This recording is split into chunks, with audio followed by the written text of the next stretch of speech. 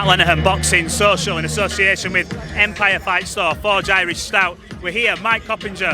The first time we're going to see Undisputed heavyweight title fight, 25 years. Lennox and Holyfield were the last ones. How excited as you, for someone who's covered the sport for a long time, we're finally going to see this? Incredibly excited, but I am more excited that we're seeing two all-time great fighters, two fighters both in the pound-for-pound top 10 fighting for the Undisputed Championship. I think it's much more important that they're two deserving fighters than it is that it's just the Undisputed Championship. From the outside looking in, how do you see this fight? We've seen Tyson come in this week, seems very relaxed, seems very at peace, not agitated. He looks very lean. A lot of people are saying they think he'll be very light. I'm not too sure. I think he'll still be 18, 19 stone. And Usyk looks very big as well for the weight. What do you make of how they both come in and how they've sort of conducted themselves?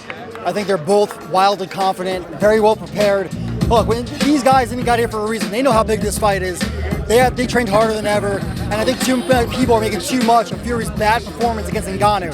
He didn't train at all for that fight, and full credit to Tyson for not taking any credit away from Francis, but he didn't train.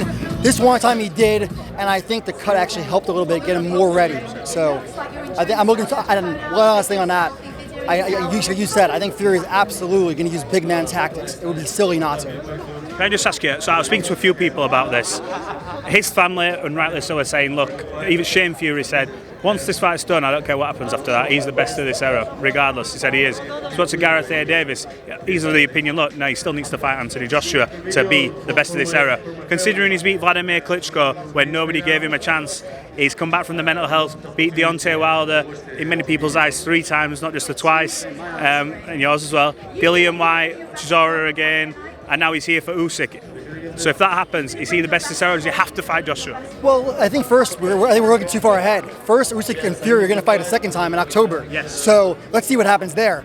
But I think, look, if Fury can sweep Usyk and then beat Anthony Joshua next year, I think there's no doubt he's the best of his era. I think it's very hard to compare heavyweights of different eras, but the best of his era, absolutely then.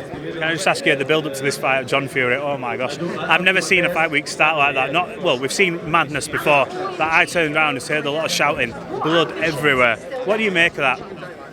I think it's great for, it's great to get some promotion going and everything. As if this needed any more, though. Right, yeah. I mean, look, it's going to be hard to ever top the Ryan Garcia, Haney fight week. That was absolutely bonkers. But this has been a good fight week so far, and we're just getting started now with the workouts today, and we haven't even had the press conference yet. So, got to touch on Ryan Garcia. He says he's coming out here to support Tyson Fury. What do you make of what's going on here? He came in 3 pounds over, and I think a lot of people in the boxing world, 3.5. In other circumstances, would have criticised him heavily, but because of the build-up, they were like, no, you know what, seems like he's going through some stuff. We're not going to take anything away from his performance. Devin accepted $1.5 million because he came in heavy. But now with the failed tests on top, what do you make of this scenario and him saying it's basically a conspiracy and all this kind of stuff on top? I mean, surely we wait for the B sample on the 22nd. If it's in your system, you then have to explain how that got in your body.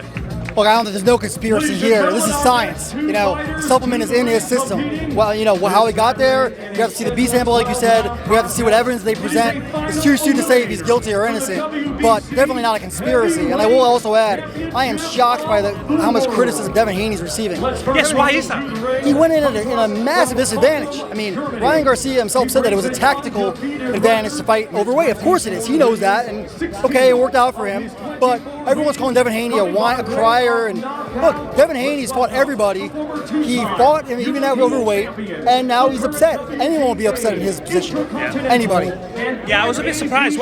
Is there a thing in America, you'll know obviously more than I will, we go over for the fights, but there seems to be this backlash against Haney. Devin, from my point of view, always seems to ask for the big fights. Even from when before he got the belt, he was always asking.